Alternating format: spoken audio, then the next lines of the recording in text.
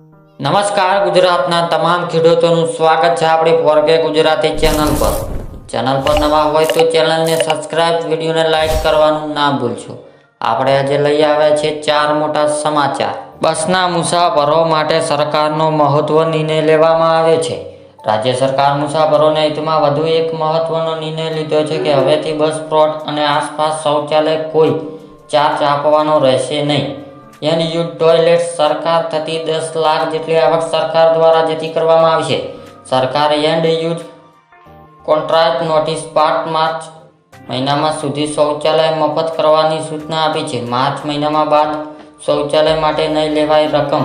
આપણે બીજા સમાચારની વાત કરીએ તો ડિસેમ્બર મહિનામાં ઓછી ઠંડી પડવાની આગાહી કરી દેવામાં આવી છે. ભારતીય હવામાન વિભાગે ઠંડી લઈને રાહતના સમાચાર સામે આવ્યા છે. IMDએ કહ્યું છે કે ડિસેમ્બર અમુક રાજ્યો બાદ કરતાં દેશનું લઘુત્તમ તાપમાન સામાન્ય કરતાં વધારે રહેવાની સંભાવના છે. વધુ કહ્યું છે ડિસેમ્બર મહિનામાં સમગ્ર દેશના સામાન્ય કરતાં વધારે વરસાદ રહેવાની સંભાવના છે. ઉત્તર, પશ્ચિમ, મધ્યમ અને પૂર્વ ભારતના વિસ્તારોમાં સામાન્ય કરતાં વધુ વરસાદ રહેશે, જ્યારે પૂર્વ ઘણા ભાગો તેમજ મધ્ય ભારતના ઓછા વરસાદ રહેશે. આપણે ત્રીજા સમાચારની વાત કરીએ તો માઇચોંગ વાવાઝોડું એલાર્મ આપી દેવામાં આવ્યું છે.